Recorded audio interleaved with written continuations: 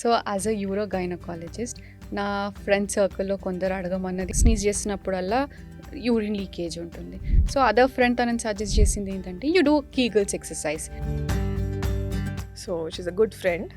So ఆ Kegels exercise అనేది కూడా కరెక్టే. మోస్ట్ ఆఫ్ ద ప్రాబ్లం ఎక్కడ ఎరేజ్ అవుతుంది అంటే కీగల్స్ ఒక్కసారి బేబీ పుట్టిన తర్వాత అంటే ఒక డెలివరీ అయిన తర్వాత యూరిన్ లీకేజ్ అనేది చాలా కామన్. సో దాన్ని డెలివరీ అయిన తర్వాత యూరిన్ లీకేజ్ కామన్, కానీ అది విత్ ఇన్ 6 weeks మీకు నార్మలైజ్ అయిపోతుంది. అది మీకు నార్మల్ డెలివరీ అయినా ఒక మెనోపాజ్ స్టేజ్లో పెల్విక్ ఫ్లోర్ వీక్ ఉండడము and even after delivery during the youngsters రెండు ఒకటే అంటారా? కాదు. యంగ్స్టర్స్కి ఏంటి అని అంటే మనం అయితే టాపికల్ అప్లికేషన్స్ కానీ మెడికేషన్స్ కానీ how long they have to use? Actually frankly speaking lifelong. ఎందుకంటే oestrogen helping women regain confidence, comfort and quality of life through expert and compassionate care. Hi, this is Dr. Manasa Reddy. Today we have Dr. Shrija, Senior Consultant Urogynecologist with us. Let's welcome her. Thank you for joining us, ma'am. How are you? I'm good, Mansa. It's been a long time. Yeah. So as a urogynecologist, నా friend సర్కిల్లో కొందరు అడగమన్నది I wanted to ask you. So she has a sneeze చేసినప్పుడల్లా urine leakage ఉంటుంది. So other friend తనని suggest చేసింది ఏంటంటే you do Kegels exercise, it will become normal అనేసి. సో అది ఎంతవరకు నిజం? So she's a good friend. So ఆ కీగల్స్ ఎక్సర్సైజ్ అనేది కూడా కరెక్టే. Okay. Most of the problem ఎక్కడ ఎరేజ్ అవుతుంది అంటే కీగల్స్ ఎక్సర్సైజ్ చేయడం రాదు. ఓకే, ప్రాపర్గా చేయడం. ఎగ్జాక్ట్లీ. మనం అనుకునేది ఒకటి, మనం చేసేది ఒకటి. And I've seen patients who say నేను ఆల్మోస్ట్ ఒక 4 years నుంచి I'm doing Kegels, but I don't think I've seen any improvement అంటారు. అసలు వాళ్ళకి టెస్ట్ చేసి చూసిన తర్వాత the strength of the pelvic floor ఎంత ఉంటుందంటే లైక్ లిటరలీ 0 అనమాట. సో మేము దానికి ఒక స్కేలింగ్ సిస్టమ్ ఇస్తాం. ఆ స్కేలింగ్ సిస్టంలో వాళ్ళకి 0 పవర్ ఉంటుంది. ఒక మజిల్ పవర్ అంటే దాన్ని ఇలా మనం ఇలా పట్టుకుంటే ఆ పవర్ ఏది ఉంటుందో same thing with the pelvic floor కూడా. పెల్విక్ ఫ్లోర్ అంటే కింద ఉండే భాగంలో ఏవైతే మజిల్స్ ఉంటాయో వాటన్నిటి స్ట్రెంగ్త్. సో ఆ స్ట్రెంగ్త్ ని అసెస్ చేయకుండా మనం కిగల్స్ ఎక్సర్సైజ్ చేస్తున్నాము అని అనుకోవడం is false. I guess YouTube channels ఇంకా many social media అయిపోయేసరికి they think they are doing it on right way. Exactly. So ఇది గైనకాలజిస్ట్ టెస్ట్ చేసి she'll advise them. So it's not about gynaecology test, అట్లా ఏం లేదండి. కాకపోతే మీరు చూసే యూట్యూబ్ వీడియో కూడా కరెక్ట్ అయి ఉండాలి. That is one thing. Okay, అంటే మీకు ఇన్ఫర్మేషన్ ఉంటుంది కరెక్టే, కాకపోతే మనకి దాన్ని అర్థం చేసుకోవడం కష్టంగా ఉంటుంది. ఇప్పుడు ఎవరైనా మీకు ఫిజియోథెరపీ ఎక్సర్సైజ్ చేయడం నేర్పించారు అనుకోండి, మీరు యూట్యూబ్లో చూసి సమ్ జా ఎక్సర్సైజే అనుకోండి, నోరు తెరవండి, క్లోజ్ చేయండి అనేది ఈజీ. ఎందుకంటే మనం చూసుకోవచ్చు, అద్దంలో చూసుకోవచ్చు, all of that. Pelvic floor ఎక్సర్సైజ్ని ఎలా పర్సీవ్ చేస్తారు? మీరు టైట్ గా పట్టుకోవాలి, ఇన్ని సెకండ్స్ ఆపాలి, వదలాలి అంటే అసలు కాంప్రహెండ్ చేయడం, ఇమాజిన్ మాత్రమే చేయగలుగుతాం, అంతేగాని మనం దాన్ని ఫీల్ అవ్వలేం. సో హోల్డ్ ఇట్ టైట్ అని చెప్తారు, టచ్ చేయకుండా ఫీల్ చేయకుండా చెప్తే ఏంటి అని అంటే బ్రెయిన్ దాన్ని రికగ్నైజ్ చేయదు. సో అందుకని మీరు ఒక ఎగ్జామినేషన్కి వెళ్ళినప్పుడు గైనకాలజిస్ట్ దాన్ని టచ్ చేసి మీకు హోల్డ్ చేసి ఈ మజిల్ వీక్నెస్ ఉంది మీరు టైట్ చేయండి అని ఒకవేళ ఎక్స్ప్లెయిన్ చేస్తే అది బ్రెయిన్ పర్సీవ్ చేయగలుగుతుంది. ఒక 10 సార్లు నేర్పించిన తర్వాత 11th టైం మీరే చేస్తారు అది. అలా మనం హోల్డ్ చేయగలిగి and then going in for a second consultation ఒక 6 weeks మీరు చేయండి, తర్వాత వెళ్ళండి. చేయమని చెప్పారు కదా అని 4 సంవత్సరాలు 10 సంవత్సరాలు చేసి ఉపయోగం లేదు అనుకోవడం కంటే ఒక 3-4 weeks తర్వాత please go for a second consult. మీరు కన్సల్టేషన్కి వెళ్ళినప్పుడు మళ్ళీ ఇంకోసారి చెక్ చేసి స్ట్రెంగ్త్ పెరిగిందా తగ్గిందా, దీనికి మనకి ఫిజియోథెరపీ ఇన్స్ట్రుమెంట్స్ కూడా ఉంటాయి. సో లోపల వెజనా లోపల కూడా పెట్టి స్టిమ్యులేట్ చేసే ఇన్స్ట్రుమెంట్స్ కూడా వచ్చినాయి. వరల్డ్ క్లాస్ ఫెసిలిటీస్ అన్నీ ఉన్నాయి మన దగ్గర. ద ఓన్లీ థింగ్ ఈజ్ జనాలకి అసలు తెలియని కూడా తెలియదు ఇలాంటిది ఉంటుంది, చేసుకోవచ్చు అని కూడా. సో వన్స్ మనకి ఒకవేళ కానీ ఆ క్లారిటీ వచ్చి మనం ఎంత స్ట్రెంగ్త్ పెడుతున్నాము, ఇప్పుడు ఎంత స్ట్రెంగ్త్ ఉంది, ఇంప్రూవ్ అయిందా లేదా, ఇవన్నీ తెలుసుకుంటే ఆటోమేటిక్గా అది రెస్పాన్స్ వస్తుంది. అండ్ యంగ్ ఏజ్ గ్రూప్ వాళ్ళకి మీరు అన్నట్టు it's very useful. Okay, so ఇప్పుడు మనం ఇందాక మాట్లాడుకున్నాం యూరిన్ లీకేజ్ అన్నప్పుడు కీగిల్స్తోని తగ్గిపోతుంది, but at what stage they need surgery? At least మనం 6 to 8 weeks ట్రై చేస్తాము. నెమ్మదిగా ఇంప్రూవ్మెంట్ ఉంటుంది. బట్ ఓవరాల్గా మనము డేటా ప్రకారం తీసుకున్న 3 months అనమాట. 3 months వాళ్ళకి కీగల్స్ ఎక్సర్సైజెస్ చేయాలి. చేసిన తర్వాత ఆ స్ట్రెంగ్త్ ఇంప్రూవ్ అవ్వట్లేదు అనుకోండి, దెన్ ఫిజియోథెరపీకి పంపిస్తాము. త్రూ ఫిజియోథెరపిస్ట్ వాళ్ళు ఇంకేదైనా స్టిమ్యులేషన్ ఇచ్చి అలాంటివి చూస్తారు. అండ్ అండర్లయింగ్ కాజ్ ఇంకేదైనా ఉందా, కొంతమందికి ఒబెసిటీ ఉంటుంది, లైఫ్ స్టైల్ మెషర్స్ ఏమైనా చెప్తాము. సో ఇలాంటివన్నిటిని మనం చేసుకున్న తర్వాతనే then we go for a surgery. Okay. Okay. అంటే సెకండ్ లైన్లో మెడికేషన్ కూడా ఉంటుంది, బట్ మెడికేషన్ లాంగ్ టర్మ్ వాడలేం కదా. ఒకవేళ నిజంగా యురెత్రా ఏదైతే ఉందో దట్ యూరిన్ బ్యాగ్కి బయట ఎక్స్టర్నల్ ఎన్విరాన్మెంట్కి ఉండే కనెక్షన్ ఉంటుంది, which is very small. Okay. So దాని కింద ఉండే ఆ మెష్ లాంటి స్ట్రక్చర్ ఏదైతే ఉంటుందో అది డ్యామేజ్ అయ్యి ఉంటుంది కొంతమందికి. సో వాళ్ళ పెల్విక్ ఫ్లోర్ స్ట్రెంగ్త్ బాగుంటుంది పాపం, ఓకే. ఫుల్ స్ట్రెంగ్త్ యూజ్ చేయగలుగుతారు, కానీ దానివల్ల యూరిన్ హోల్డింగ్ అనేది జరగదు, లీక్ అవుతూనే ఉంటారు వాళ్ళు. కాఫ్ చేసిన ప్రతిసారి అనుకోండి, ఈవెన్ చిన్న వెయిట్ లిఫ్ట్ చేసిన, there so many people who are into Hyrox, CrossFit training and all of that, వాళ్ళకు కూడా it's very difficult to hold the urine. Okay. So అలాంటి కండిషన్లో we'll have to go for a surgery. So again there is like నేను పెద్దవాళ్ళ దగ్గర ఎక్కువ వింటూ ఉంటాను, అంటే మెనోపాజల్ స్టేజ్ దాటి ఆ స్టేజ్లో ఉన్న వాళ్ళు they always complain of UTI. అది హెరిడిటరీయా? I don't think so UTI is hereditary. Almost వాళ్ళంతా ఇంట్లో ఫ్యామిలీ మెంబర్స్ అంతా they complain the same UTI. ఎందుకు? Is it normal during menopause stage ఎందుకు వస్తుంది? సో మనం అనుకున్నట్టు యూటీఐ మెనోపాజ్ తర్వాత కామన్గా వింటాం, ఓకే. బట్ అలా అని యంగ్ పాపులేషన్లో వినమా అంటే కాదు. యంగ్ పాపులేషన్లో కూడా యూటీఐ వస్తుంది, కానీ సిమ్టమ్స్ కనిపించవు తొందరగా. రీజన్ బీయింగ్ వాళ్ళకి బాడీని ప్రొటెక్ట్ చేసే బ్యాక్టీరియా చాలా ఎక్కువ ఉంటుంది, ప్రొటెక్ట్ చేసే మెకానిజమ్స్ ఎక్కువ ఉంటాయి. సో బాడీలో కొంచెం బ్యాక్టీరియా ఎంటర్ అవ్వగానే ఇమీడియట్గా ఫైటింగ్ మెకానిజం స్టార్ట్ అవుతుంది, యాక్టివ్గా ఉన్నారు కాబట్టి. బట్ పెద్దవాళ్ళకి ఏమైపోతుంది అంటే మెనోపాజ్ రీచ్ అవుతారు. మెనోపాజ్ ఒకసారి వచ్చిన తర్వాత యువర్ న్యాచురల్ మెకానిజమ్స్ నెమ్మదిగా తగ్గుతాయి. సో బాడీకి ఫైటింగ్ స్పిరిట్ అనేది కొంచెం తగ్గుతుంది. అలాగే బ్లాడర్లో కూడా మంచి బ్యాక్టీరియా తగ్గిపోతూ ఉంటాయి. సో చెడు బ్యాక్టీరియా ఇలా రాగానే అడాప్ట్ అయిపోతుంది ఆ ఉన్న ఎన్విరాన్మెంట్కి. మంచిగా వెచ్చగా ఉంది, వీళ్ళు ఎక్కువ కదలట్లేదు, ఎక్కువ యూరిన్కి వెళ్ళట్లేదు, all of that is a good thing for bacteria. So bacteria grow అవ్వడం స్టార్ట్ అవుతుంది. అండ్ ప్రతిసారి మన దగ్గర ఉన్న ప్రాబ్లం ఏంటంటే యూటీఐ వస్తే మనం వేడి చేసింది, ఇంట్లో మజ్జిగ తాగాము, కొబ్బరి నీళ్ళు తాగేసాము, అయినా తగ్గట్లేదు, సిరప్ తెచ్చేసుకుంటాము. ఎవ్రీబడి నో సిట్రాల్కా సిరప్ ఒకటి. నాకు యూటీఐ వచ్చినప్పుడు నేను సిట్రాల్కా తాగేస్తాను మేడం, తగ్గిపోతుంది, మళ్ళీ వస్తుంది అంటారు. అలా ఏం కాదండి. సో మనకు ఉన్నది అసలు ట్రీటే చేయకపోతే కొంచెం బ్యాక్టీరియా ఉన్నా కానీ మల్టిప్లై అవుతానే ఉంటుంది. అదే మళ్ళీ మీకు ఎప్పుడైతే లోడ్ పెరుగుతుందో, పెరిగినప్పుడు సిమ్టమ్స్ వస్తాయి.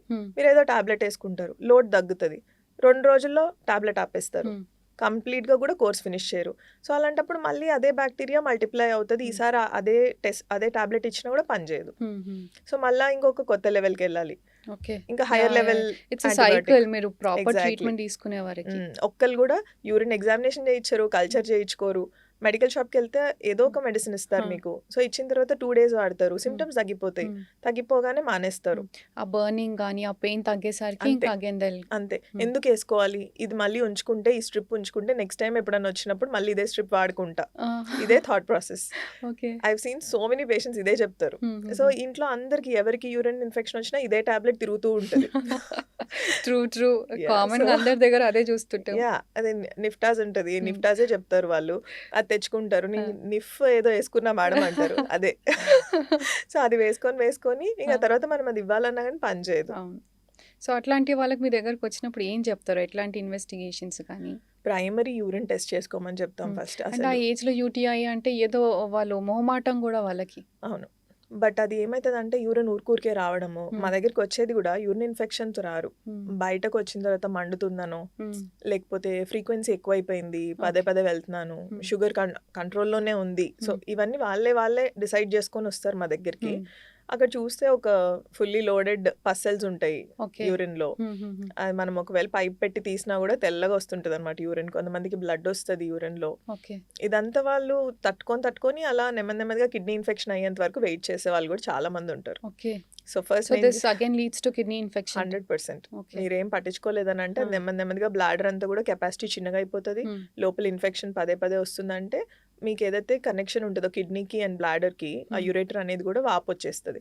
సో నెమ్మదిగా పైలోనెఫ్రైటిస్ అంటాం, కిడ్నీ ఇన్ఫెక్షన్. ఇదంతా పైకి ట్రావెల్ చేయడం ఈజీ కదా. సో ఇమ్యూనిటీ లేనప్పుడు ఆటోమేటిక్గా పైకి ట్రావెల్ చేస్తుంది. కొంచెం ఓల్డేజ్ వాళ్ళల్లో మనము డయాబెటీస్ ఎక్కువగా చూస్తూ ఉంటాము, అండ్ సో ఇమ్యూనిటీ కూడా తక్కువ ఉంటుంది. ఒక చిన్న ఫీవర్ వచ్చినా ఆ ఇమ్యూనిటీ అంతా తగ్గిపోయి ఇప్పుడు ఆ కిడ్నీ ఇన్ఫెక్షన్కి మనం కిడ్నీ తీసేయాల్సినంత అవసరం కూడా రావచ్చు. సో ఇది చాలా వరకు ఐ నో బట్ చాలామంది ఏమనుకుంటారంటే ఒక్కసారి బేబీ పుట్టిన తర్వాత, అంటే ఒక డెలివరీ అయిన తర్వాత యూరిన్ లీకేజ్ అనేది చాలా కామన్, సో దాన్ని పట్టించుకునే అవసరం లేదు అని అనుకుంటుంటారు. ఎస్. డెలివరీ అయిన తర్వాత యూరిన్ లీకేజ్ కామన్. కానీ అది వితిన్ 6 వీక్స్ మీకు నార్మలైజ్ అయిపోతుంది. Hmm.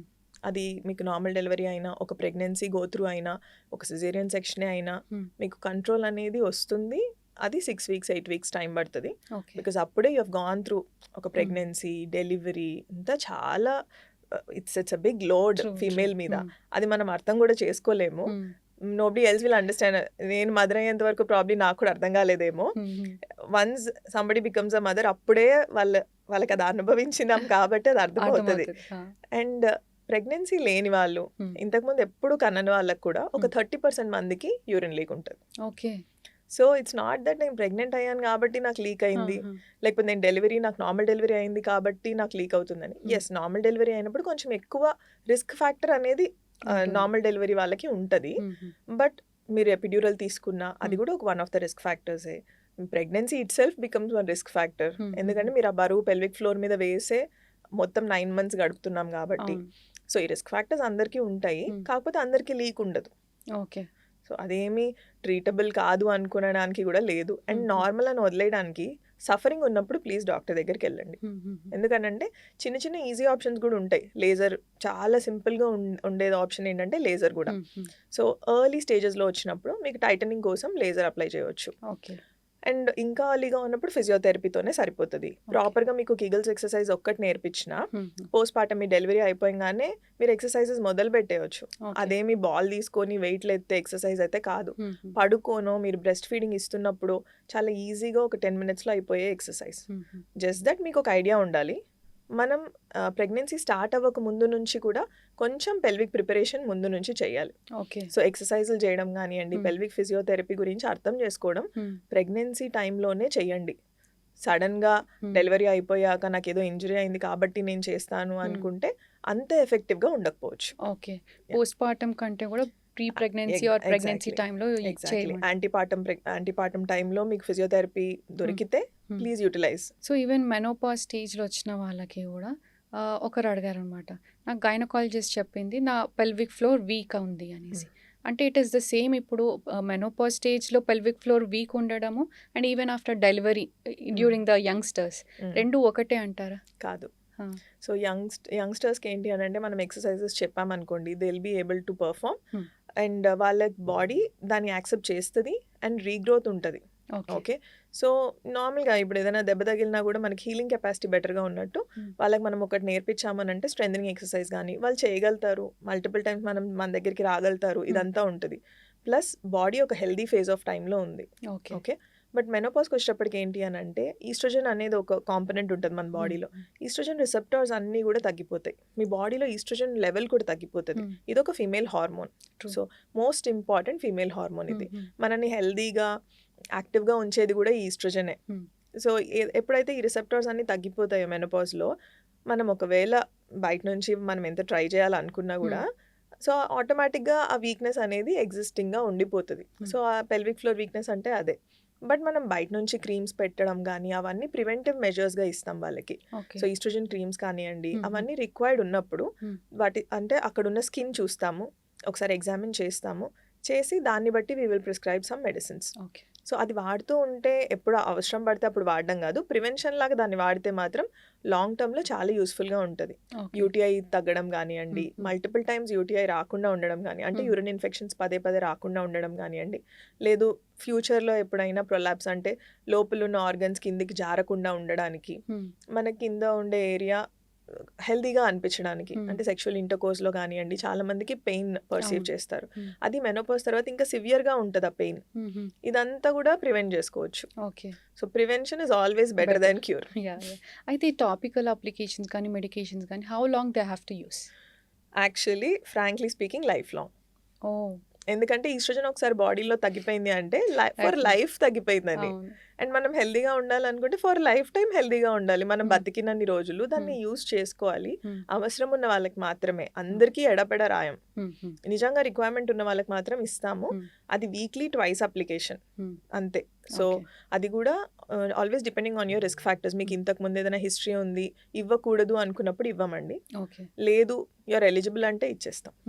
అయితే ఇదంతా చెప్పుకోవడానికి కూడా హౌ లైక్ మెనోపాజల్ స్టేజ్లో ఉన్న ఉమెన్ నిజంగా బయటికొచ్చి నాకు I wanted all these things అని ఓపెన్‌గా చెప్పుకుంటున్నారా? చెప్పట్లేదు. హ్మ్.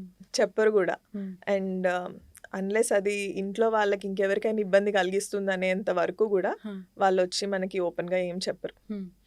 అండ్ అది గూడా ప్రాబబ్లీ కూతురో, హ్మ్. లేకపోతే ఇంకా కొడుకో ఎవరో ఒకళ్ళొచ్చి మా హ్మ్. మదర్‌కి ఇట్లాంటి ప్రాబ్లమ్ ఉంది. మాకు కూడా చెప్పుకోలేకపోతుంది. హ్మ్. మీరొకసారి అడిగి చూడండి. జనరల్ హ్మ్. చెకప్ లాగా తీసుకొచ్చాము. హుహు. అలా చెప్తే మేము అడగడం మొదలుపెడితే ఓకే. అప్పుడు కొంచెం వాళ్ళ ఇన్హిబిషన్ పోగొట్టుకొని హ్మ్. ఇన్ని రోజులు మేము ఎవరికీ చెప్పుకోలేదు. హ్మ్. అందుకని అంటే ఆల్ అది కూడా దీస్ చెప్పడానికి ఇబ్బంది పడతారు. ఆ! చెప్పొచ్చో చెప్పొద్దో మాకు తెలీదు ఆ! అంటారు. ఆ! మీకేదైనా డౌట్స్ ఉంటే డాక్టర్ దాకా వచ్చిన తర్వాత అవన్నీ చెప్పాలి. హ్మ్. చెప్తేనే మీకు సొల్యూషన్ ఇవ్వగలుగుతారు. యాహ్! మనం మనసులో దాచుకొని నేను ఇది అడుగుదాం అనుకున్నా అంటే ఎవరు హెల్ప్ చేయలేరు. ఐ థింక్ ఒక సొసైటీలో ఉన్నామైతే ఆ ఏజ్‌లో ఇవన్నీ కంప్లెయింట్స్ చెప్తా ఉంటే ఇస్ ఇట్ జెన్యూన్‌గా అనుకుంటారా? ఇంకేమన్నా జడ్జ్ చేస్తారా? అనే భయం వాళ్ళలో ఎక్కువ ఉంటుంటుంది. ఐ థింక్ ఇంట్లో వాళ్ళు కూడా అదే చెప్తారనుకుంటా. ఆ! మా దగ్గరకొచ్చి కూడా ఆ! యూరినరీ ఇన్‌కాంటినెన్స్ అనేది it's not a age related problem. Yeah! అంటే ఇప్పుడు 90 ఇయర్స్ వాళ్ళని మీరు ఎంతమందిని చూస్తారు? హ్మ్. ఎంతమందిలో ఈ ప్రాబ్లమ్ ఉంటది? హ్మ్. సో, ఇప్పుడు ఒక 100 మంది ఉంటే 10 మందికి ఉందేమో. అంతే. దానిలో మనం ట్రీట్ చేయవచ్చు కదా! హ్మ్. హ్మ్. మిగిలిన 90 మందికి ఎందుకు లేదు? సో, హ్మ్. వాళ్ళే వచ్చి చెప్తారనమాట. మేడం మీరే కన్విన్స్ చేయండి ఇది ఏజ్ రిలేటెడ్ ప్రాబ్లమ్ అని అంటారు కొంతమంది. Oh! So, which is not. ఆ! కానీ వాళ్ళకి చెప్తే కూడా నిజంగానా? ఏజ్ వల్ల కాదా? ఆహాహా! ట్రీట్మెంట్లు ఉంటాయా దీనికి? ఆ! అంతే. తెలియక అవేర్‌నెస్ లేదు. అంతే. సో, చాలామందికి ఒక ఇది ఉంటుందనమాట. యూరిన్ వస్తుంటుంది. వాళ్ళు వాష్‌రూమ్‌కెళ్ళే లోపే they cannot even stop control చేసుకోలేరనమాట. So, this is again age problem అంటారా? Or what it is? So, చాలా మందికి యంగ్ ఏజ్‌లో కూడా ఈ ప్రాబ్లమ్ ఉంటది. Hmm. This is not something that comes with cough అట్లా కాదు. హ్మ్. సో, కాఫ్‌తో వచ్చేది it's a completely different kind of scenario అనమాట. Okay. Both are different. Very different. Hmm. Okay. నక్కకి, నాగలోకానికి ఆ difference. So, stress leaks are different. హ్మ్. అది టిష్యూ వీక్‌నెస్ వల్లనో, లేకపోతే లోపల స్పింక్టర్‌లో వీక్‌నెస్ వల్లనో జరుగుతది. హ్మ్. ఇంకొక టైప్ అది urgency. Hmm. Over active bladder అంటామనమాట. సో, అవసరానికంటే ముందే బ్లాడర్ కాంట్రాక్ట్ అవ్వడం స్టార్ట్ చేస్తది. Because the entire bladder is muscles. Hmm. So, ఆ మజిల్ ఊరికే ఇట్లా ట్విచ్ అయినట్టు హ్మ్. చేతికి ఇట్లా అప్పుడప్పుడు ట్విచ్ ట్విచ్ వస్తది కదా! ఆ! అట్లా అది కూడా బ్లాడర్ మజిల్ కూడా అలా అలా ట్విచ్ అయ్యి హ్మ్. యూరిన్ అర్జెన్సీ క్రియేట్ చేస్తది. ఓకే. సో, మన మైండ్‌కి తెలుసు వాష్‌రూమ్ అక్కడి దాకా ఉంది అని. హ్మ్. మనం ఇంట్లో అయితే ఈవెన్ మీరు వంట రూమ్ నుంచి అక్కడి దాకా ఎళ్ళాలన్నా, లేదు హాల్‌లో నుంచి వెళ్ళాలన్నా హ్మ్. గానీ బ్రెయిన్ కరెక్ట్‌గా వాష్‌రూమ్ దాకా ఎళ్ళక ముందే మీకు హ్మ్. లీక్ అవుతది. ఓకే. సో, ముందే లీక్ అయిపోదు. హ్మ్. హ్మ్. సో, అది ఒక మెంటల్‌గా మీకు తెలుసు. హ్మ్. ఇంత డిస్టెన్స్ ఉంది. హ్మ్. హ్మ్. ఇంతవరకు ఆపుకోవచ్చు. ఇంక బాత్రూమ్ దగ్గరికెళ్ళినప్పుడు యూ కెన్ హ్మ్. రిలాక్స్. అది బ్రెయిన్‌కి తెలుసు. But your yes. That part is not able to physically your brain is not able to control. హ్మ్. హ్మ్. హ్మ్. సో, మోస్ట్‌లీ అది న్యూరల్ కండిషన్ అన్నమాట. హ్మ్. So, it's brain that is not able yes. To okay. So, first మనం దాన్ని బ్రెయిన్‌ని tune చేస్తామన్నమాట. హ్మ్. హ్మ్. హ్మ్. సో, అర్జెన్సీ ఆ ఫీలింగ్ వచ్చిందనుకోండి, వెంటనే వెళ్ళకుండా హ్మ్. అర్జెన్సీ అనే కాంపోనెంట్ వెళ్ళిపోయిన తర్వాత ఒక 5 మినిట్స్ వెయిట్ చేయండి. హ్మ్. ఇట్లా కాళ్ళు క్రాస్ చేసుకొని ఒక 5 మినిట్స్ కూర్చోండి. హ్మ్. Think of something else. Urine గురించి ఆలోచిస్తా ఉంటే ఆటోమేటిక్‌గా వెళ్ళిపోవాలనిపిస్తది. హ్మ్. హ్మ్. ముందే లీక్ అయిపోతది. అవును. కొంతమందికి అది కూడా తట్టుకోలేరు. హ్మ్. దట్ ఈస్ ఇంకా ఎక్కువ సివియారిటీ ఉన్నప్పుడు. బట్ ఎర్లీ కండిషన్స్‌లో మాత్రం హ్మ్. ఇప్పుడే అర్జెన్సీ స్టార్ట్ అయిన వాళ్ళకి జస్ట్ కాళ్ళు ఇలా ఒకదాని మీద ఒక కాలు వేసుకోండి. వేసుకొని ఒక 5-10 మినిట్స్ అది కాకుండా ఇంకేదైనా ఆలోచించండి. ప్రాబ్లీ మీరు ఫోనే చూస్తారా? టీవీ చూస్తారా? మీకు నచ్చిన వాళ్ళతో ఫోన్ మాట్లాడతారా? మీ ఇష్టం. బట్ ఆ అర్జెన్సీ అనే ఫీలింగ్ ఒకసారి వెళ్ళిపోయిన తర్వాత అప్పుడు నెమ్మదిగా వాష్‌రూమ్‌కి వెళ్ళండి. సో దట్ ఇందులో మనం అవాయిడ్ చేసేది ఏంటంటే చాలామంది పెద్దవాళ్ళు వాష్‌రూమ్‌కి వెళ్ళి ఆ తొందరలో కింద పడిపోతూ ఉంటారు. ఫ్రాక్చర్స్ అనేవి చాలా కామన్‌గా చూస్తామండి. సో దీన్ని అవాయిడ్ చేయడానికి మాత్రం అర్జెన్సీ ఉంటే ఖచ్చితంగా డాక్టర్ దగ్గరికన్నా వెళ్ళండి. మీరు కంట్రోల్ చేసుకోగలుగుతుంటే చిన్న చిన్న టెక్నిక్స్ ఫాలో అవ్వండి. సో, కొందరు ఈవెన్ ఆఫ్టర్ 6 పీఎం గూడా వాటర్ తాగడం మానేసినా అని చెప్తా ఉంటారు. Because of that as you said leakage వల్ల. సో, అది ఎంతవరకి సేఫ్? 6 పీఎం తర్వాత మానేయమని మేము గూడా చెప్తాము. ఆ! అది మానేయడం అనంటే కొంచెం తక్కువ క్వాంటిటీలో హ్మ్. తీసుకోండి అని చెప్తాం. బికాజ్ చాలామంది ఏం చేస్తారంటే నైట్ పడుకునే ముందు ఒక వాటర్ బాటిల్ తాగుతారు. నీళ్ళు తాగేసి హ్మ్. పడుకుంటారు. హ్మ్. దానివల్ల వాళ్ళకి నైట్ అంతా డిస్టర్బ్ అవుతది. హ్మ్. సో 3-4 టైమ్స్ లేస్తారు ఓకే. వాష్‌రూమ్‌కి. హుహు. అదెందుకు వాటర్ జస్ట్ మీరు 10:00కి తాగి పడుకుంటే ఫిల్టర్ అయ్యి ఓహ్! 12కొస్తది, 2కొస్తది, మళ్ళా యాహ్! 4కొస్తది. Almost yeah! యాహ్! నిద్ర చెడిపోతదని వీల్ hmm. Ask them to reduce. Okay. So first night time urine ఎక్కువొస్తుందనే కంప్లెయింట్ వాళ్ళకి ఇది చెప్తాం. హుహు. నైట్ టైమ్ కాఫీలు, టీలు కూడా అవాయిడ్ చేయమంటాం. ఎందుకంటే హ్మ్. అది కూడా డయూరెటిక్ అనమాట. అంటే ఓకే. యూరిన్ ఎక్కువ ప్రొడ్యూస్ చేస్తది హ్మ్. కాఫీ. హ్మ్. So caffeine, chocolate all of these. హ్మ్. సో అది అవాయిడ్ చేయమని చెప్తాము. బట్ 6 పీఎం తర్వాత కంప్లీట్‌గా అవాయిడ్ చేయడం మాత్రం కరెక్ట్ కాదు. హ్మ్. మీరు కొంచెం వాటర్ తీసుకోండి. ఒకవేళ ఎర్జెన్సీ అది తగ్గిపోయింది అనుకోండి, అప్పుడు మీరు మళ్ళీ మీ రెగ్యులర్ లైఫ్ స్టైల్లోకి వచ్చేయచ్చు. అయితే ఇందాక we spoke about menopausal urine leakage కానీ dryness and all. Again there is this issue also. Menopausal స్టేజ్లో ఉన్న ఉమెన్కి even sex is really very painful. వాళ్ళ ఫ్యామిలీ మెంబర్స్ నుంచి కంప్లైంట్స్ రావడం, లైక్ హస్బెండ్ పార్ట్నర్ నుంచి కంప్లైంట్స్ రావడం కానీ, and they complaint always dry ఉంది అనేసి. సో అట్లాంటి వాళ్ళకి treatment and what is the cause actually? So most of them think ఇది ఓన్లీ మెనోపాజ్లో ఒక పార్ట్, పెరిమెనోపాజల్గా ఒక పార్ట్ ఆఫ్ లైఫ్, మనం యాక్సెప్ట్ చేసి ముందుకెళ్ళిపోవాలి, యూనో ఈ డ్రైనెస్ అంతా నార్మల్ అన్నట్టు. కాదండి. First of all prevention. నేను ఇందాక అన్నట్టు మనం ఈస్ట్రోజన్ క్రీమ్స్ కానీ, లేకపోతే ఈవెన్ వెజనల్ మాయిశ్చరైజర్స్ అని అట్లా without any component, active component లేకుండా కూడా కొన్ని జెల్లీస్ అట్లాంటివి దొరుకుతాయి. అవన్నీ కూడా వాడుకోవచ్చు. సో ఇవన్నీ కాకుండా యంగ్స్టర్స్లో కూడా డ్రైనెస్ ఉంటుంది, యంగ్స్టర్స్లో కూడా ఇంటిమసీ ప్రాబ్లమ్స్ ఉంటాయి, కలిసేటప్పుడు ఆ నొప్పి, మంట, all of this are there. So as simple as just బయట వల్వా అంటామండి, బయట ఉన్న పార్ట్ని, అక్కడ స్కిన్ చేంజెస్ ఉంటాయి. అవి నార్మల్ స్కిన్ డిసీజ్ వల్ల కూడా ఉండొచ్చు. సో ఇంకేదైనా స్కిన్ డిసీజ్ లైక్ లైకెన్ అనేటిది ఉంటాయి. అవి ఆ డ్రైనెస్ కాజ్ చేసి మీకు బయటంతా బర్నింగ్, ఇచ్చింగ్ ఉంటుంది అనమాట. No, it's not UTI, it's not something because of menopause, it's just a part of ఒక స్కిన్ కండిషన్. సో ఆ స్కిన్ కండిషన్ని ట్రీట్ చేస్తాం, ఆటోమేటిక్గా they will feel fine. So ఆ స్కిన్ కండిషన్లో ఏమవుతుంది, డ్రైనెస్ ఎక్కువ అయిపోయి, బాగా డ్రై అయిపోయిన మీరు ఏదైనా వస్తువు బాగా డ్రై అయిపోయింది అనుకోండి, దాన్ని విరగొట్టాలని అంటే క్రాక్స్ వస్తాయి కదా.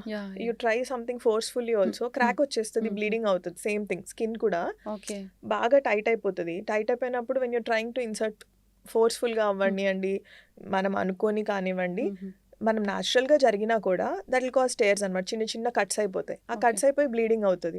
సో వాళ్ళకి ఇంకొకసారి అసలు ఇంటిమేట్ అవ్వాలన్నా కూడా అసలు నాకు ఎందుకు, యూనో ఐఎమ్ నాట్ ఎలిజిబుల్, ఇంకా నేను ఫిట్ కాదు, ఎందుకనంటే వీఆర్ నాట్ కంఫర్టబుల్, బ్లీడింగ్ అవుతుంది, ఆల్ ఆఫ్ దట్. ఇది ఎక్స్పెక్టెడ్ కాదు కదా, ప్లెజర్ కోసం ఉండేది పెయిన్ఫుల్గా ఎందుకు ఉంటుంది?